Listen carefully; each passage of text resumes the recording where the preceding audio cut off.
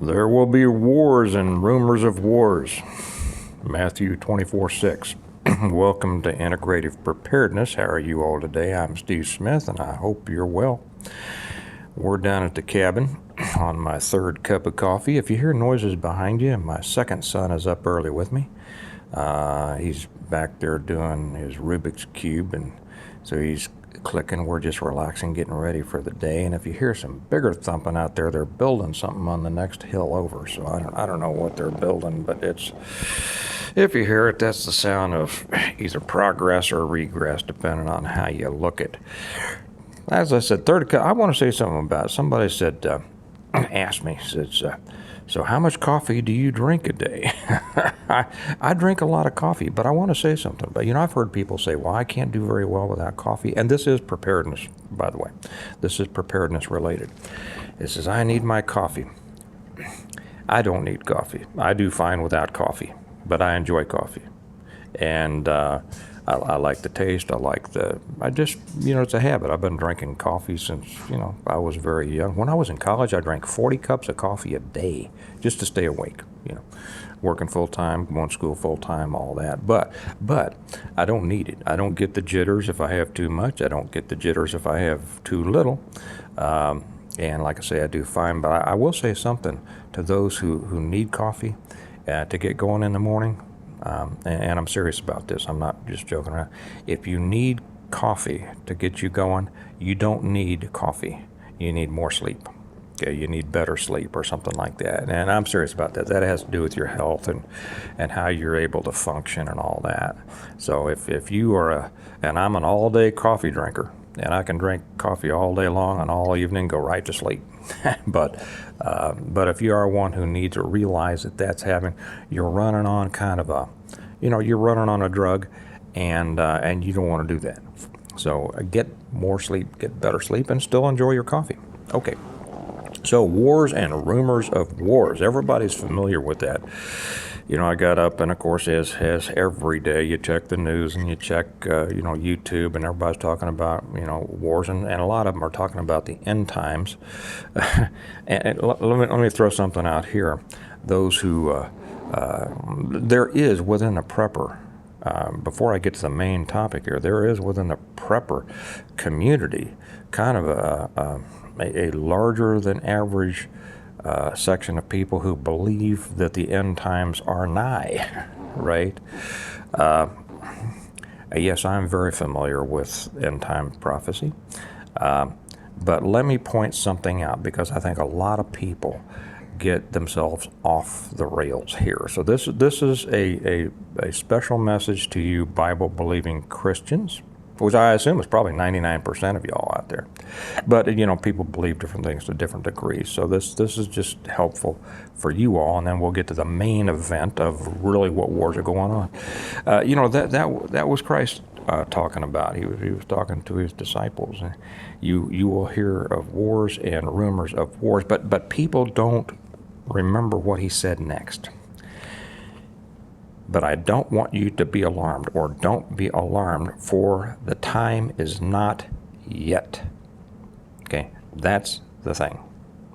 If you study eschatology, which is simply a study of the end times, you understand how complicated and how detailed it is. And too many people are out there just well, I'm ready. If you need any more proof that the end times are here, I don't know what to tell you, because just look how evil the world is, and just look how horrible things are, and everything has never been this bad before. And if you think it's never been this bad before in history, you need to study history more. Okay, if you think it's never been this evil, you need to study history more. Yes, it has been every bit as bad. It has been just this evil. Now, America may not have been evil, because America is new, but you give any society, any culture long enough, and you're going to see some stuff. So what I wanted to encourage you all who may have fallen prey to this idea that the end is nigh and all that. Jesus himself says, you're not going to know the time. Okay, you're not going to know the time. Well, yes, Steve, but we will know the seasons. Stop it. What this does is I hear far too many far too many Bible-believing Christians who use this as a reason or an excuse not to do what they should be doing while they're here, not to prepare. I don't have to prepare. Jesus will take care of me. Jesus told you specifically to prepare. Okay. Well, Steve, I'm not familiar with that. That's because maybe you need to read a little bit more. Okay. What did he tell the disciples when he was being ready to be arrested? What? Did he tell them, if you don't have, if take your purse with you? He said, I'm not going to be here with you physically after a while. Okay. When I was here with you, I took care of it. Did you want for anything? No, Lord, we didn't want for anything. But now I will be going. And now, if you take your purse with you, take your money. Okay, here's again is another admonition to those people in the preparedness world who say, well, money's not all. Jesus himself said, take your money.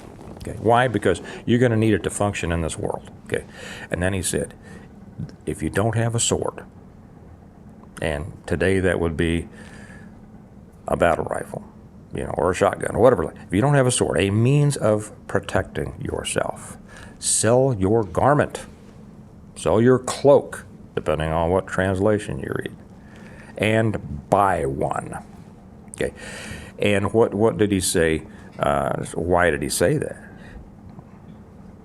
Okay, for all those people who say, well, I don't need to protect myself, Jesus will protect me. Jesus himself said, get something to protect yourself with, so stop that, okay? You have to get beyond these very simplistic excuses about the end of the world coming. I'm just waiting for Jesus. Well, so am I. Hey, this world is nothing compared to the world we're going to, right? And so I'm not making light of this, but what I am giving you is some tough theological love here. Stop the hiding in a theological pipe dream that Jesus himself warned against. Okay, and then what did he say? Did he say divorce yourself from the world? Go hide? Well, no, I don't recall him saying that. Okay, I don't recall him saying that at all. What I do recall him saying is go and make disciples of all the nations. That means you are to be a part of the world around you and attempt to have a positive effect on that. Okay, I'm getting off the sermon here in just a second, but this was something important because I'm concerned of so many people who think the end is coming, the end is soon, I'm just waiting for Jesus. Well, Jesus is in your heart right now. You don't have to wait for him. Okay, I'm just waiting and for that day to come, and that's all I need to do. No, it's not. And I'll take that back to if you wow, this really is getting theological, isn't it? Well, tough. Some of the best. I'd say that the Bible is the best preparedness book that's ever been written. Take it back to the temptation of Jesus. Okay, thou shalt not tempt the Lord thy God. That means don't do stupid stuff and expect God to save you. Okay? No. You're supposed to do your part. You are supposed to do what you are supposed to do while you're here. Okay? So, that's probably kind of irritated a couple people, but, good. Because if you didn't realize that, you need to realize what I just told you. Okay? From old Uncle Steve, old Pastor Steve. Okay, now, wars and rumors of wars. Wars are all around us. I mean, there's wars going on. There has always been wars somewhere in the world, and always been a lot of wars for the most part all over the world. So those things are always affecting us. Now, but we have wars and we have the rumors of wars. Okay, what's coming our way? Is it a civil war? Is it a revolution? Is it the war that they're trying to get us into in the Middle East? And of course, the cause of rumors is people passing on information about, or opinions, let me put that. Opinions mixed with a little information, Take a little bit of information and add a whole lot of opinion into it, and you have a rumor. So, and then people spread that, and it gets people all worked up and all excited, and it gives everybody something to talk about with each other. And that's kind of important. That's the reason. But this is the basics of psyops too. People want to talk to each other. Okay, we are for the most part. I know some people that are grumpy and don't want to talk to people. Hermits. But for the most part, people are gregarious. They want to talk to people. And did you know? And you know as well as I do that human nature would much rather talk and hear about and concentrate on bad stuff than good stuff, right? I mean, seriously, you sit down and try to tell somebody how fantastic your life is, and you're going to see their eyes glaze over, right, in 10 seconds if they last that long, unless they're a good friend and they're actually happy for you. But man, if you sit down and I don't do this because I have a great life, but if you sit down and start telling somebody about how horrible your life is, let me put this in another. If someone sits down and starts telling somebody else about how all the horrible things going on in their life, boy, that other person is just in rapt attention, aren't they? I mean, I'm not. I get tired of it. I don't like complaining. I like, for crying out loud. There are some people that were just born to be victims, and not meaning that God made them victims, but they made themselves victims, and they become used to it, and it's the way they identify themselves now, and so they feel comfortable in it, so they're always going to be a victim, and happy to share their victimhood with everybody else. And guess what? The world is happy if you're a victim, because the rest of the world feels better about themselves when they can look at somebody and say, wow, at least that's not happening to me, right? Well, this is kind of the psychological basis of why people talk about bad things, okay? Rumors of wars. Now, instead of dealing, by the way, this mug is not available yet. I think I mentioned this on yesterday's. I don't like the color of the font. I'm going to change that to a gold. And there's just a couple of things I'm changing about this. And when I get back home, I'll be working on it. It should be available in a month or so. So let me take a sip and we'll continue. A sip of the coffee that I enjoy but don't need. I drink butter in my coffee. Some of you know that. I've mentioned that before. Part of the carnivore diet.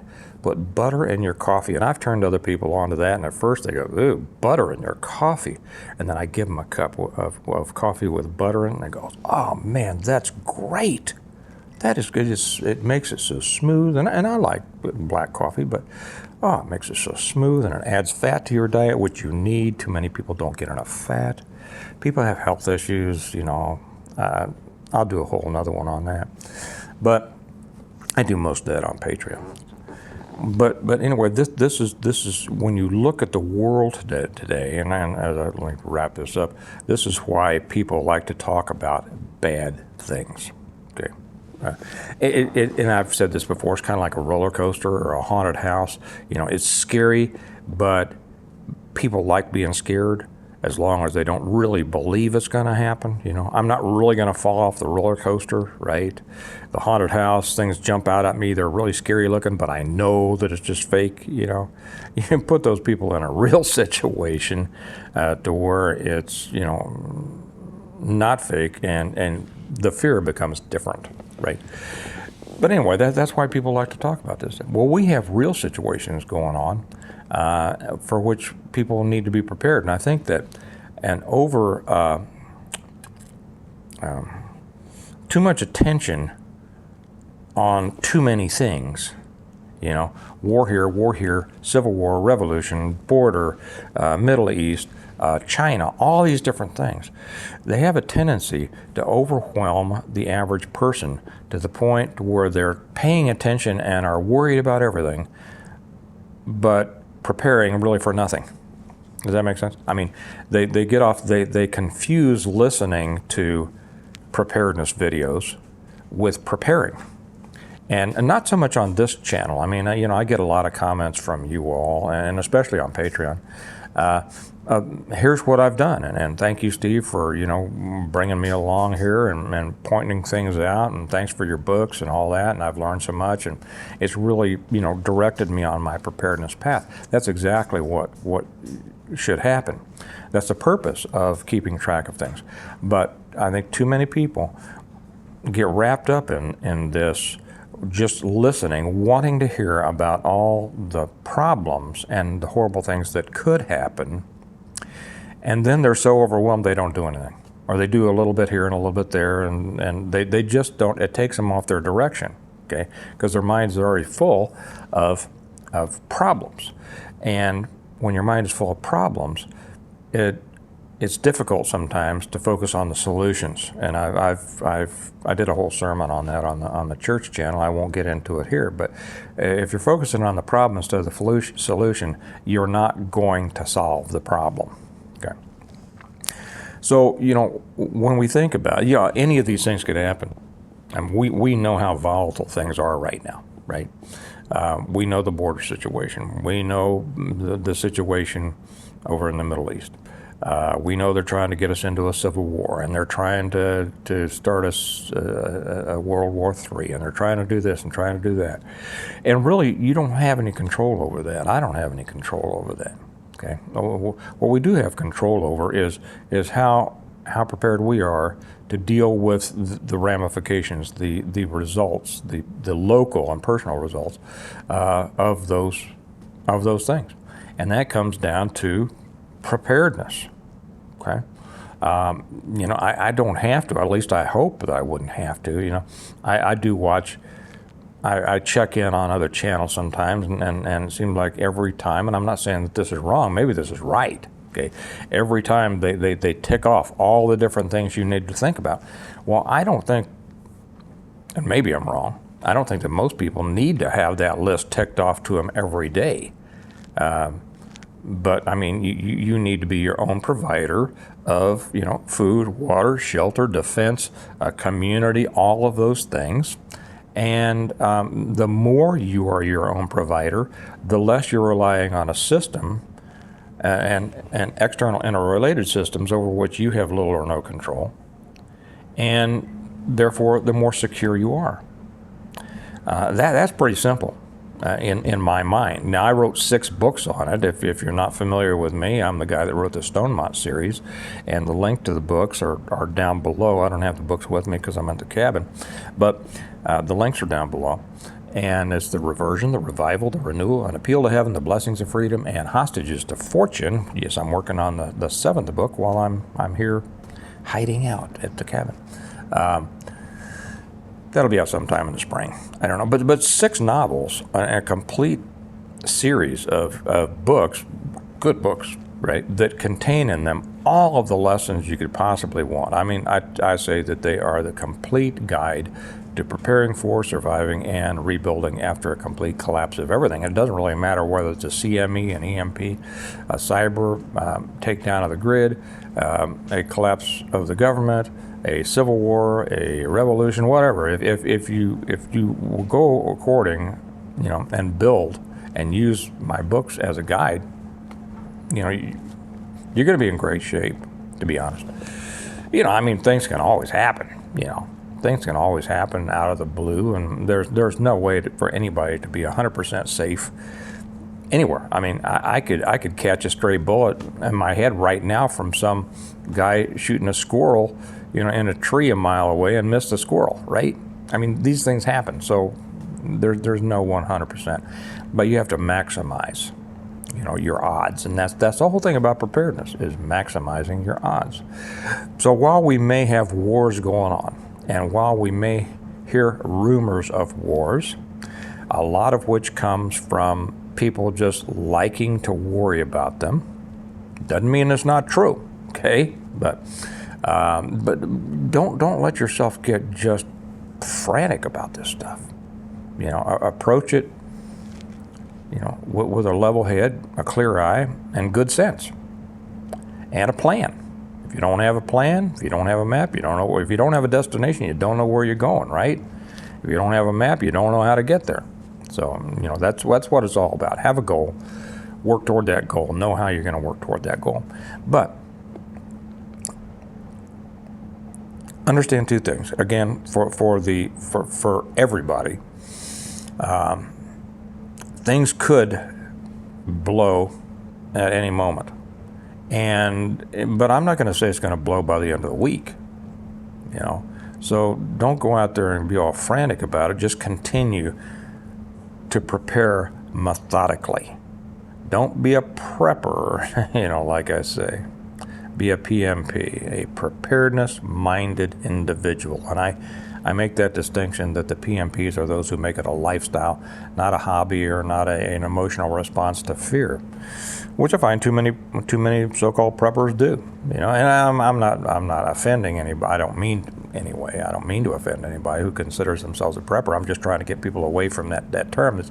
I don't think really covers everything. It doesn't address the bedrock responsibility, personal responsibility of a preparedness-centered lifestyle. Okay, you're responsible for your preparedness.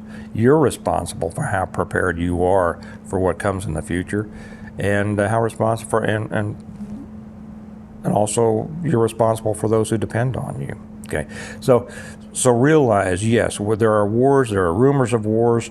You never know when a rumor is true or not. Okay, right? I mean, some rumors are true, right?